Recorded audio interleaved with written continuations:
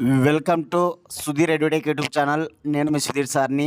2024 December 6 ఇవాళ current affairs class follow అయ్యే వాళ్ళందరూ కూడా దయచేసి లైక్ చేయండి. ఇంకా ఎవరైనా సబ్స్క్రైబ్ చేసుకోకపోతే సబ్స్క్రైబ్ చేసుకోండి. మన ఛానల్ మీ ఫ్రెండ్స్ ఉంటే కనీసం వారికి ముగ్గురికి షేర్ చేయండి. చూద్దాం ఇవాళ క్లాస్లో ఫస్ట్ క్వశ్చన్. నాసా తదుపరి చీఫ్గా డొనాల్డ్ ట్రంప్ ఎవరిని నియమించాడు? నాసా తదుపరి చీఫ్ అనమాట. నాసా తదుపరి చీఫ్ ఎవరంటే జెడ్ ఐజాక్మన్ అనమాట. నాసా తదుపరి చీఫ్ అనమాట.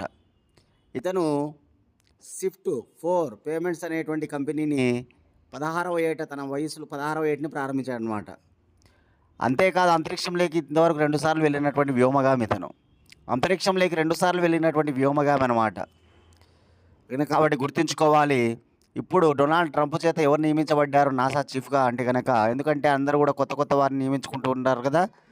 కాబట్టి ఆ క్రమంలో భాగంగా నాసా చీఫ్ కూడా కొత్తగా రాబోతూ ఉన్నాడు అనమాట. ఇదివరకు నెల్సన్ ఉండేవాడు. నెల్సన్ అనేటువంటి వ్యక్తి చీఫ్గా ఉండేవాడు అనమాట. ఇప్పుడు ఆ స్థానాన్ని ఎవరు భర్తీ చేయనున్నారంటే కనుక ఈ జెడ్ ఐజాక్మన్ అనమాట. ఇక్కడ అంతరిక్షంలో మొట్టమొదటిసారిగా స్పేస్ వాక్ చేసినటువంటి ప్రైవేట్ కంపెనీ వ్యక్తి అనమాట. ఎవరంటే కనుక మన ఈ జెడ్ ఐజాక్మన్ 2 సార్లు అంతరిక్షంలోకి వెళ్ళాడనమాట ఇంతవరకు. ఇతను షిఫ్ట్ 4 పేమెంట్స్ అనేటువంటి కంపెనీని ప్రారంభించడం కూడా జరిగిందనమాట. గుర్తుపెట్టుకోవాలి ఇవన్నీ కూడా. నాసా పూర్తి పేరు national aeronautics space administration. NASA national aeronautics space administration. NASA ఏర్పడిన సంవత్సరం 1958. నాసా ప్రధాన కార్యాలయం వాషింగ్టన్, అమెరికా. గుర్తుపెట్టుకోవాలి. నాసా ప్రస్తుత చీఫ్గా ఎవరు నియమించబడ్డారు కొత్తగా అంటే కనుక ఆయన జెడ్ ఐజాక్మన్.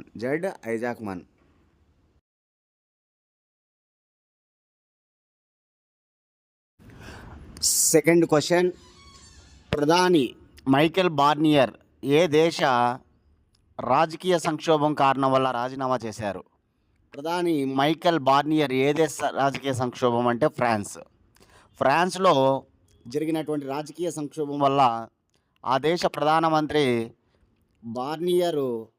మైకెల్ బార్నియరు రాజీనామా చేయవలసి వచ్చిందనమాట.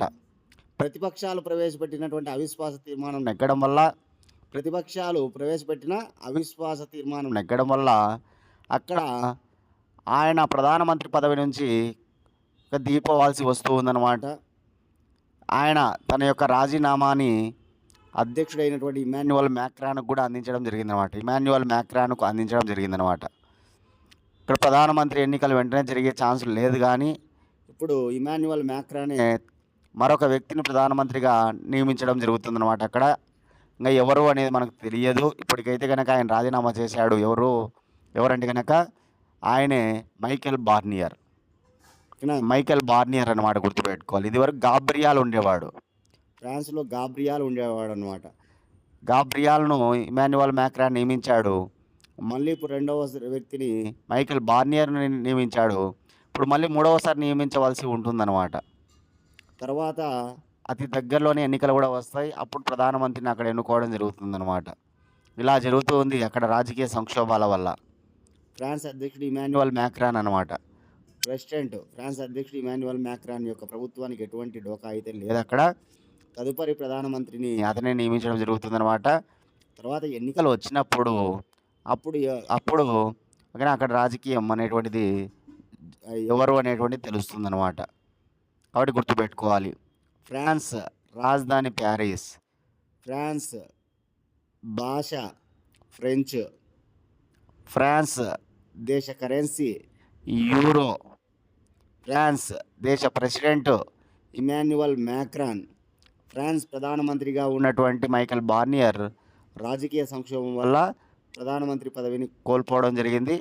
తదుపరి ప్రధానమంత్రి ఎవరనేది క్వశ్చన్ మార్క్, మనకి తెలియదు. ఇంకా గుర్తుపెట్టుకోవాలి ఈ విషయాలు.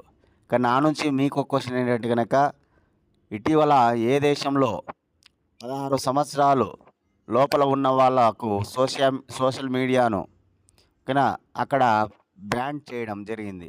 ఏ దేశంలో 16 సంవత్సరాలు ఉన్నటువంటి వాళ్ళు అక్కడ సోషల్ మీడియాను వాడుకోకూడదని చెప్పేసి అక్కడ నిషేధం విధించారనమాట. అది ఏ దేశం అనేది కామెంట్ బాక్స్‌లో మీ సమాధానాన్ని తెలియజేయండి అందరూ గూడా. ఓకేనా? చాలా ఇంపార్టెంట్ క్వెషన్ అవుతుందది. చాలా ఇంపార్టెంట్.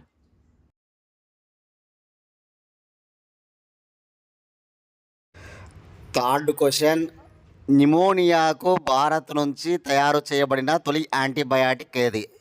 నిమోనియా వ్యాధికి భారతదేశం నుంచి తయారు చేయబడిన మొట్టమొదటి యాంటీబయాటిక్ ఏదంటే గనక అదే ఫోర్త్ ఆప్షన్ చూడండి ఒకసారి.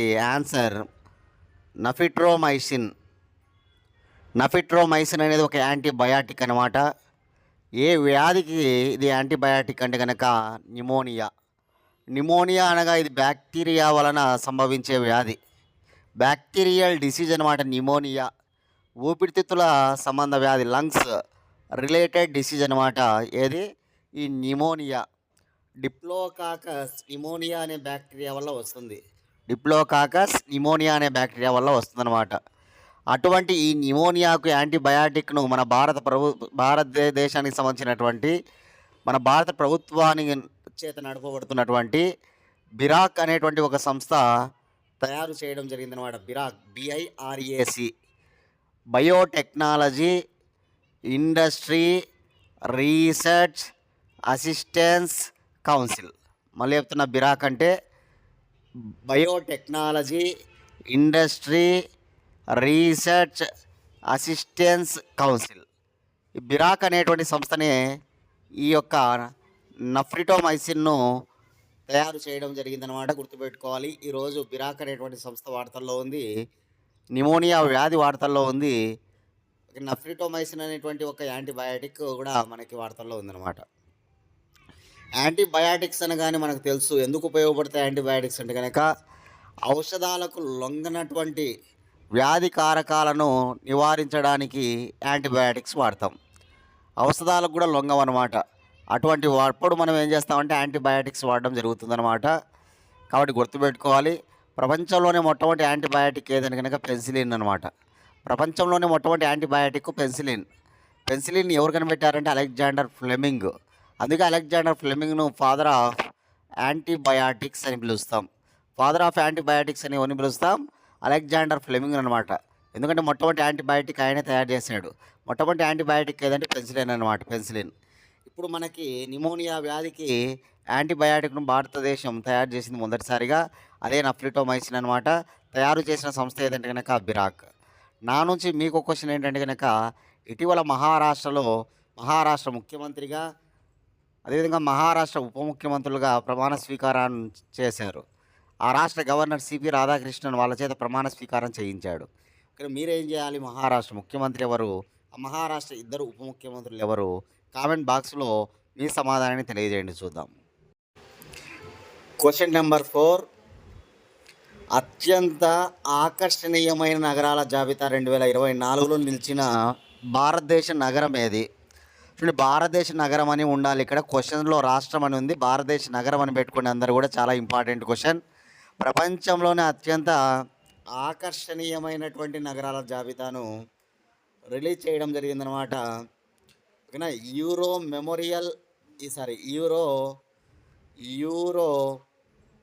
ఓకేనా ఇంటర్నేషనల్ అనేటువంటి ఒక సంస్థ రిలీజ్ చేసింది. యూరో ఇంటర్నేషనల్ అనేటువంటి ఒక సంస్థ ఈ జాబితాను విడుదల చేయడం జరిగిందనమాట. 100 నగరాల జాబితా ఇది. అందులో ఫస్ట్ ప్యారిస్ నిలిచిందనమాట. ఫ్రాన్స్ రాజధాని ప్యారిస్. వరుసగా 4వ ఏడాది ఫ్రాన్స్ రాజధాని ప్యారిసే ఆకర్షణీయమైన నగరంగా నిలవడం జరిగిందనమాట. 2వ స్థానంలో స్పెయిన్ రాజధాని మ్యాడ్రిడ్ నిలవడం జరిగిందనమాట. మ్యాడ్రిడ్. 3వ స్థానంలో జపాన్ రాజధాని టోక్యో నిలవడం జరిగింది. ఓకేనా? 3వ స్థానంలో గుర్తుపెట్టుకోవాలి. ఫస్ట్ ర్యాంకులో Paris, second rank Madrid, third rank Tokyo అనమాట. ఇక 100వ స్థానంలో ఏది ఉంది అంటే కనుక 100వ స్థానంలో కైరో నగరం ఉంది. కైరో అనమాట. కైరో. ఈ కైరో నగరమే లాస్ట్లో 100వ స్థానంలో ఉందన్నమాట. కానీ ఇంకా 99వ స్థానంలో చైనాలోని జుహై నగరం ఉంది. 99వ స్థానంలో చైనాలోని జుహై నగరం ఉంది. 98వ స్థానంలో ఇజ్రాయెల్ రాజధాని జెరూసలేం ఉంది. ఇజ్రాయెల్ రాజధాని జెరూసలేం ఉందన్నమాట. ఇట్లా లాస్ట్ నుంచి 3 ఫస్ట్ నుంచి 3 నోట్ చేసుకోండి. భారతదేశంలోని ఒక నగరం చోటు దక్కించుకుంది, అదే ఢిల్లీ అనమాట. మన రాజధాని ఢిల్లీ. 74వ స్థానంలో ఢిల్లీ అనమాట. 74వ స్థానంలో ఢిల్లీ. గుర్తుపెట్టుకొని 74వ స్థానంలో ఢిల్లీ అనమాట. ఇది గుర్తుపెట్టుకోవాల్సిన అంశాలు. 55 అంశాలను ఆసరాగా తీసుకొని 55 అంశాలను తీసుకొని ఈ జాబితాను యూరో ఇంటర్నేషనల్ అనేటువంటి సంస్థ, ఓకేనా, ఆ సంస్థ ఈ జాబితాను రూపొందించడం జరిగిందనమాట. కాబట్టి ఆకర్షణీయమైన నగరాల జాబితాను మీరు ఖచ్చితంగా గుర్తుపెట్టుకోవాల్సిన అవసరం ఉంటుంది. చాలా చాలా ఇంపార్టెంట్ అనమాట. ఇక నా నుంచి మీకు ఒక క్వశ్చన్ ఏంటంటే కనుక ఈ నెలలో మన భారతదేశ ఇస్రో యూరోపియన్ స్పేస్ ఏజెన్సీ యొక్క ఒక ఉపగ్రహాన్ని, ఓకేనా, మన శ్రీహరికోట నుంచి సతీష్ ధావన్ స్పేస్ సెంటర్ నుంచి పంపించడం జరిగిందనమాట. యాక్చువల్గా డిసెంబర్ 4 అనుకున్నారు, కానీ డిసెంబర్ 5న అది జరిగిందనమాట. కాబట్టి ఆ మిషన్ పేరేమిటి అంటే, మిషన్ అన్నా ఉపగ్రహం అన్నా ఒకటే, కానీ ఆ ఉపగ్రహము లేదా మిషన్ పేరేమిటి, ఆ రాకెట్ పేరేమిటి? కామెంట్ బాక్స్లో మీ సమాధానాన్ని తెలియజేయండి అందరూ కూడా. ఇస్రో వాళ్ళు ప్రయోగించారు, కానీ అది ఎవరిది అంటే యూరోపియన్ స్పేస్ ఏజెన్సీ వాళ్ళది. నాకు మీరు 2 ఆన్సర్లు ఇవ్వాలి. ఒకటి రాకెట్ పేరు, రెండవది మిషన్ పేరు. అది దేనిపైన ప్రయోగం చేశారు. ఈ 3 కూడా ఆన్సర్లు ఇవ్వండి దయచేసి.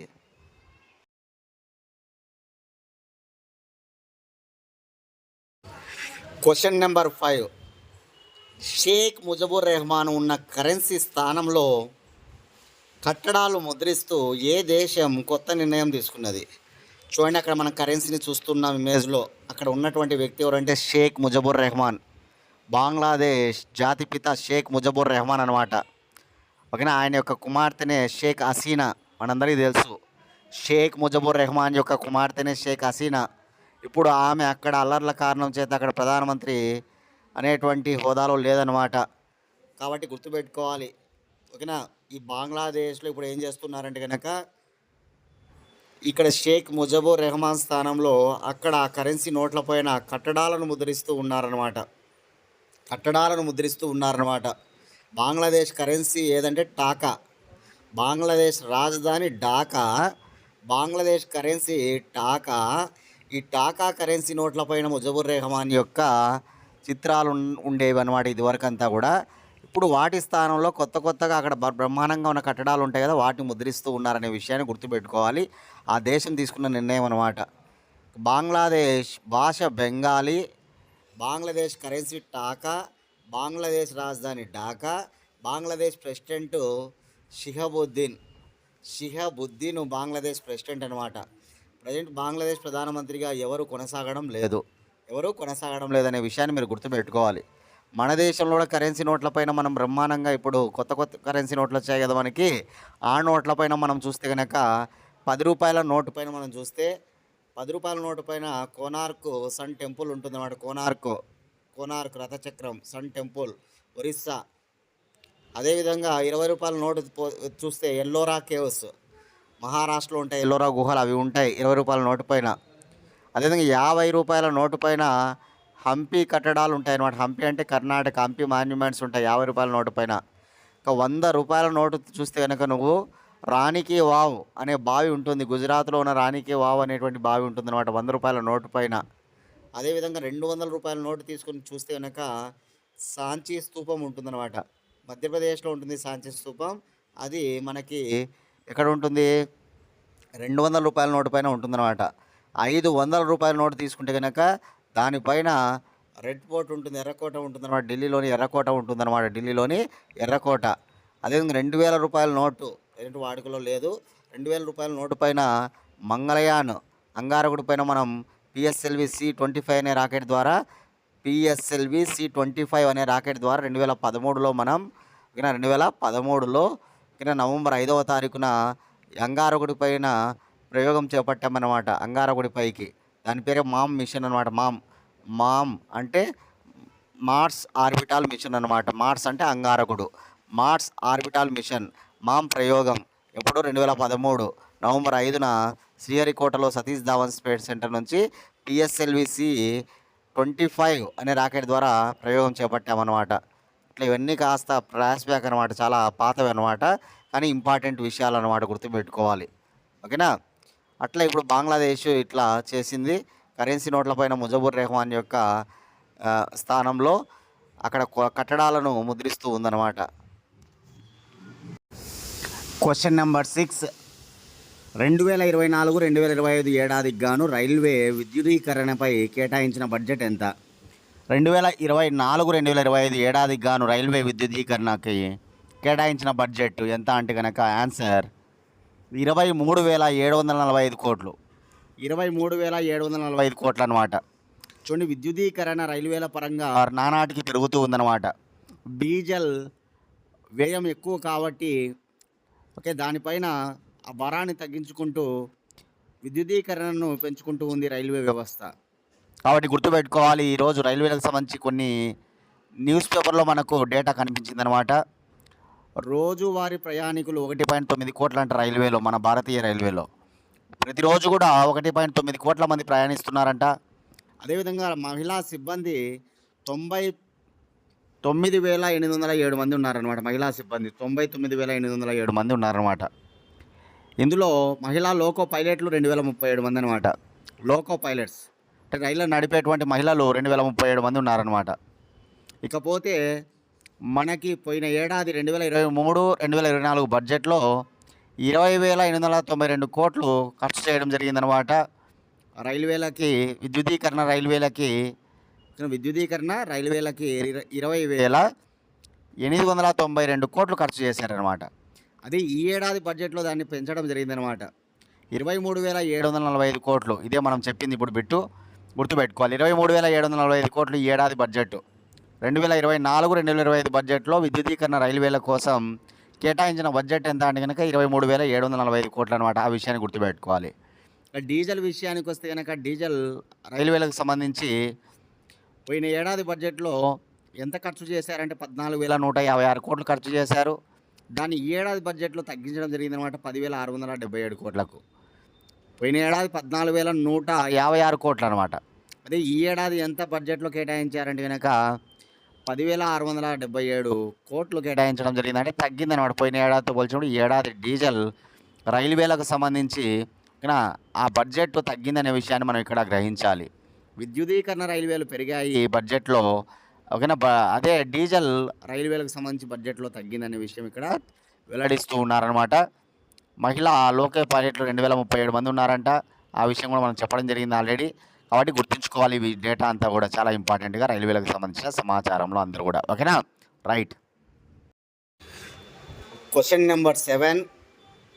ప్రపంచ కరెన్సీ చెల్లింపులో అక్టోబర్ నాటికి 2024 అక్టోబర్ నాటికి ఏ కరెన్సీ టాప్లో ఉన్నది? చూడండి, ప్రపంచ కరెన్సీల్లో ఏ కరెన్సీ టాప్ అంటే మనందరికీ తెలుసు, అమెరికా డాలర్ అనమాట. ఫస్ట్ ప్లేస్లో ఉంది అమెరికా డాలరు. ప్రపంచ కరెన్సీలో 2024 అక్టోబర్ నాటికి ఏ కరెన్సీ టాప్లో నిలిచిందంటే కనుక అమెరికన్ డాలర్ అనమాట. అమెరికన్ డాలర్ తర్వాత రెండవ ప్లేస్లో యూరో ఉంది. యూరో తర్వాత మూడవ స్థానంలో బ్రిటన్ పౌండ్ ఉంది. నాలుగవ స్థానంలో జపాన్ దేశ కరెన్సీ ఎన్ ఉందన్నమాట. Top 1, top 2, top 3, top 4 note చేసుకోండి.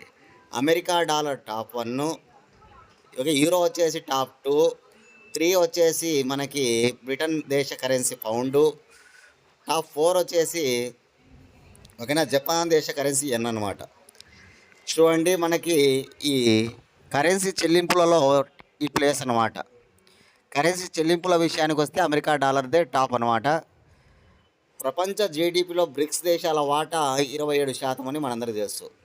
ప్రపంచ జీడిపిలో బ్రిక్స్ దేశాల వాటా ఎంత? 27% అనమాట. కానీ ఒక్క అమెరికాది మాత్రమే 28% ఉంటుందన్నమాట. అంతేకాదు ప్రపంచ జనాభాలో బ్రిక్స్ దేశాలు 45% ఉంటాయి. అమెరికా 4% అన్నమాట. ప్రపంచ జనాభాలో అమెరికాది 4%. బ్రిక్స్ దేశాలది 40% అయితే అమెరికాది 4%. అయినా సరే ఇక్కడ చూడండి అమెరికా డాలరు ఎంత గొప్పదో అనేది ఇక్కడ మనం అర్థం చేసుకోవాలా, ఓకేనా. ఇది మనకి ఉన్నటువంటి అంశాలు అన్నమాట.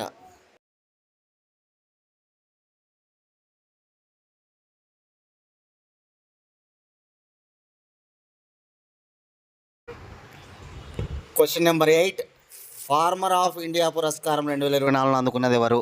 Farmer millionaire farmer of India పురస్కారం, మిలేనీర్ ఫార్మర్ ఆఫ్ ఇండియా పురస్కారం 2024 అందుకున్నటువంటి తెలంగాణ వాసి అతనే పద్మారెడ్డి అనమాట. పద్మారెడ్డి నల్గొండ జిల్లాకు చెందినటువంటి ఈ పద్మారెడ్డి అత్యంత శాస్త్రీయ పద్ధతుల్లో వ్యవసాయాన్ని కొనసాగిస్తూ ఉన్నాడనమాట.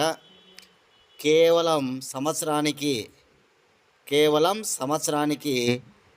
వేల రూపాయల పెట్టుబడితో లక్షల రూపాయలు సంపాదిస్తూ ఉన్నాడనమాట. సంవత్సరానికి అతి తక్కువ పెట్టుబడితో లక్షలు సంపాదిస్తున్నటువంటి వ్యక్తి అనమాట ఈ పద్మారెడ్డి. ఇక్కడ ఏ వ్యవసాయంలో ఏ పంట అంటే కనుక ముఖ్యంగా కుంకుడు కాయలకు సంబంధించినటువంటివి శాస్త్రీయ పద్ధతిలో పండిస్తూ తక్కువ పెట్టుబడితో ఎక్కువ ఆదాయాన్ని గణిస్తూ ఉన్నాడనమాట. కాబట్టి ఇట్లాంటి రైతులు ఎంతోమందికి రైతులకి ఆదర్శం అనమాట. అట్లాంటి విధానాలను అనుసరించి అందరూ కూడా లాభాల బాటలో పట్టాలి. కాబట్టి ఇట్లాంటి వాళ్ళకి పురస్కారాలు అందజేయడం జరుగుతూ ఉందన్నమాట. పద్మారెడ్డికి ఈరోజు మిలనీరు ఫార్మర్ ఆఫ్ ఇండియా పురస్కారాన్ని అందజేయడం జరుగుతూ ఉందన్నమాట, గుర్తుపెట్టుకోవాలి. మన కేంద్ర వ్యవసాయ శాఖ మంత్రి ఎవరు అంటే కనుక మధ్యప్రదేశ్ మాజీ ముఖ్యమంత్రి అనమాట, శివరాజ్ సింగ్ చౌహాన్. గుర్తుపెట్టుకోవాలి, మన కేంద్ర వ్యవసాయ శాఖ మంత్రి ఎవరు? శివరాజ్ సింగ్ చౌహాన్ అనే విషయాన్ని గుర్తుపెట్టుకోవాలి. ఇక్కడ దేశంలోనే మొట్టమొదటిసారిగా కుంకుడు కాయలకు సంబంధించినటువంటి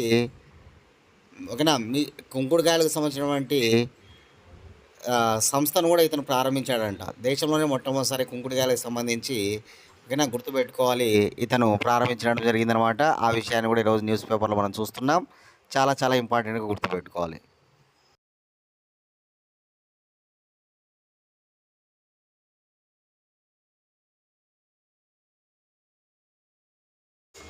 question number 9, air craft act 1934 స్థానంలో విమానయాన శాఖ దేనిని తీసుకొచ్చినది? చూడండి, ఎయిర్ క్రాఫ్ట్ చట్టం అన్నమాట. 1934లో బ్రిటిష్ వారి కాలంలో చేయబడిన చట్టం ఎయిర్ క్రాఫ్ట్ యాక్ట్ అనమాట. దీనిని ఇప్పుడు ఆ బిల్లును దాని స్థానంలో ఇంకొక దాన్ని తీసుకొచ్చారన్నమాట. ఆ బిల్లును పాస్ చేయడం జరిగిందనమాట సభలో. ఇక్కడ మనందరికీ తెలుసు, సివిల్ ఏవియేషన్ మినిస్టర్, విమానయాన శాఖ మంత్రి ఎవరంటే మన తెలుగువాడే ఉన్నాడనమాట. కేంద్ర విమానయాన శాఖ మంత్రిగా ఆయనే రామ్మోహన్ నాయుడు అనమాట. తెలుగుదేశం పార్టీలో మెంబర్ ఆయన రామ్మోహన్ నాయుడు ఇక్కడ సభలో ఆ బిల్లును పాస్ చేయడం జరిగిందనమాట. ఆ నేమ్ ఒకసారి మనం గుర్తుపెట్టుకోవాలి, ఆ చట్టం స్థానంలో ఏదొచ్చిందనేది. భారతీయ వాయుయాన్ విధేయక్ 2024. భారతీయ వాయుయాన్ విధేయక్ 2024 గుర్తుపెట్టుకోవాలి. ఏ చట్టం స్థానంలో ఏది ఇప్పుడు రావడం జరిగింది అనేది గుర్తుపెట్టుకోవాలి. 90 ఏళ్ళ నుంచి ఆ చట్టం ఇప్పుడు అమల్లో ఉండేదన్నమాట. ఎయిర్ క్రాఫ్ట్ యాక్ట్ అనేటువంటి 1934 అంటే ఇప్పటికి 90 ఏళ్ళు అయిందనమాట. అది ఇంగ్లీష్లో ఉండిందనమాట. దాన్ని ఇప్పుడు హిందీలోకి మార్చడం జరిగిందనమాట. మన సంస్కృతిని మనము ప్రతిబింబించేటువంటి విధంగా ఇక్కడ ఆ చట్టం స్థానంలో హిందీలో ఉన్నటువంటి దాన్ని తీసుకొచ్చారనమాట. కాబట్టి గుర్తుంచుకోవాలి అందరూ కూడా, చాలా చాలా ఇంపార్టెంట్గా. నా నుంచి మీకు ఒక క్వశ్చన్ ఏంటంటే కనుక, నిన్నటి క్లాస్లో నేను చెప్పా, దేశంలోనే మొట్టమొదటిసారిగా vertical lift sea railway bridge అనమాట.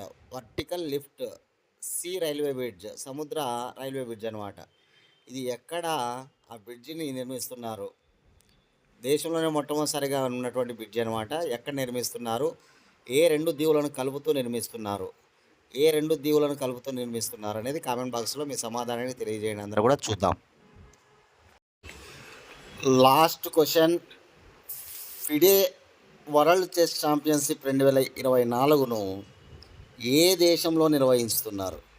చూడండి, ఫిడే వరల్డ్ చెస్ ఛాంపియన్షిప్ అన్నమాట. ఇది 2024 ఎక్కడ నిర్వహిస్తున్నారు అంటే కనుక సింగపూర్ అనమాట. సింగపూర్లో మన భారతదేశానికి చెందినటువంటి చెస్ ప్లేయర్ గుకేష్, చైనా దేశానికి చెందినటువంటి చెస్ ప్లేయర్ డింగ్ లిరెన్ మధ్య ఈ ఛాంపియన్షిప్ పోటీలు జరుగుతున్నాయన్నమాట.